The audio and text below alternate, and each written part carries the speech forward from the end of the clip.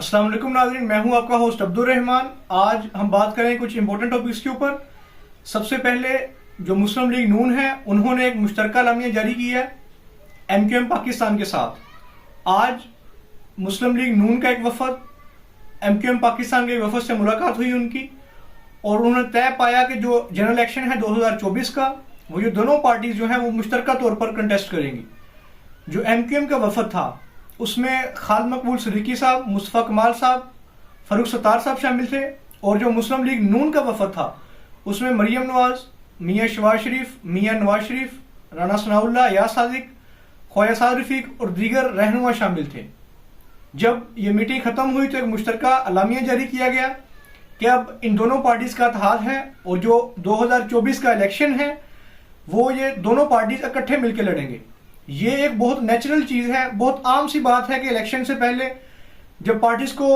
आपस में कोलिशन करनी होती है, उनको पता होता है कि सिंपल मेजोरिटी जो है अगर वो ना हासिल हो तो वो कोलिशन के साथ गवर्नमेंट बना सकती हैं। लेकिन जो MQM है खास तौर पर वो एस्टेब्लिशमेंट के बहुत ज्यादा करीब समझी जाती है, और जो उनके फैसले हैं वो भी एक आम रूटीन में बात की जाती है कि जब तक एस्टेब्लिशमेंट की मोहर उस पर ना लगे वो किसी भी पार्टी के साथ हाल नहीं करते। जैसे हम सबको ही पता है 2018 में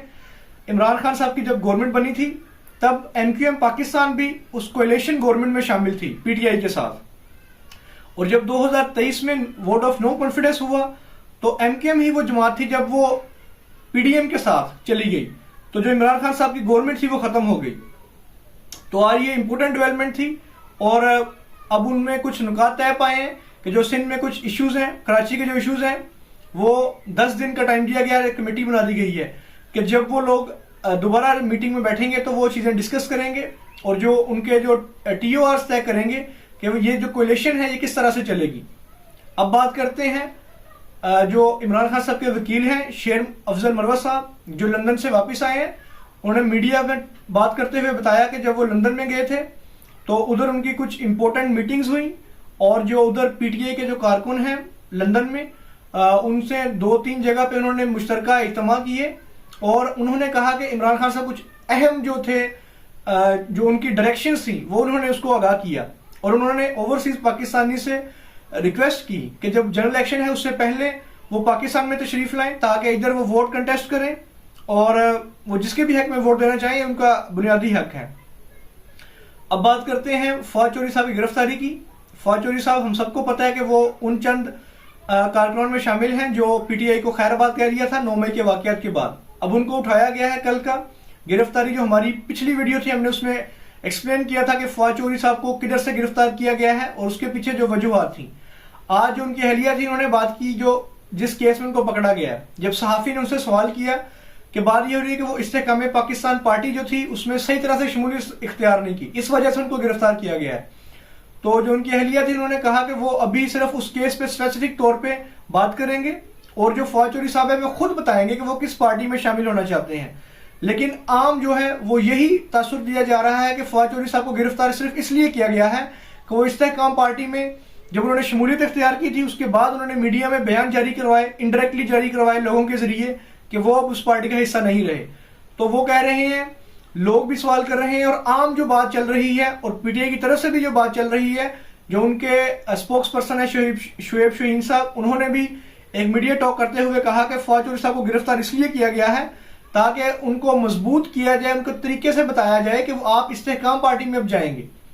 इस पे जब इस्तेहकाम पाकिस्तान पार्टी का रद्द-ए-अमल लिया गया तो उनके बहुत सारे जो रहनुमा हैं उन्होंने इसको बिल्कुल डिनाई किया। उनमें एक मुराद राज साहब थे, उन्होंने कहा कि जब कोई बंदा इस्तेहकाम पाकिस्तान पार्टी में आ जाता है इसका मतलब ये नहीं कि उसका जो लीगल केसेज हैं वो खत्म होंगे, यानी कि जो लीगल केसेज हैं वो चलते रहेंगे और उसके बाद जो है जो भी उसका आउटकम निकलेगा। लेकिन इसको हरूफ आम में किंग्स पार्टी आजकल कहा जा रहा है। तो अब ये बहुत इंटरेस्टिंग सूरत हाल है कि जो PTI के चेयरमैन हैं इमरान खान साहब वो आप जेल में हैं, और जो बाकी पार्टीज हैं मुस्लिम लीग नून जो है उसको फेवर दी जा रही है। तो अब ये देखेंगे कि ये इलेक्शन फ्री एंड फेयर होगा या नहीं होगा, क्योंकि अगर ये इलेक्शन फ्री एंड फेयर नहीं होगा तो जो इलेक्शन का है जो एक अहम जो हम लोगों का इलेक्शन का जो मकसद होता है कि मुल्क में पॉलिटिकल स्टेबिलिटी आएगी, उसके बाद जो मुआहदे होंगे वो लॉन्ग टर्म के लिए चलेंगे और जो मुल्क है वो तरक्की की राह पे गामजन होगा। लेकिन अगर ये इलेक्शन भी पुराने इलेक्शंस की तरह फ्री एंड फेयर ना हुआ तो उसके बाद मुल्क में पॉलिटिकल स्टेबिलिटी कैसे आएगी और ये कैसे मुमकिन होगा कि जो तमाम पॉलिटिकल पार्टीज के जो अपने मंशूर हैं या जो उनके प्रोजेक्ट्स हैं जो अपने उन्होंने 5 साल में डिलीवर करना है, या जो मुल्क की इकोनॉमी है वो कैसे बेहतर होगी, ये सवाल हम भी पूछ रहे हैं, आप भी अपनी रूटीन में। और जो इलेक्शन होगा तो आप सब ने अपना जो वोट है वो कास्ट करना है, चाहे किसी भी पार्टी को करें, लेकिन आपने इलेक्शन में हिस्सा जरूर लेना है। बहुत शुक्रिया आपका।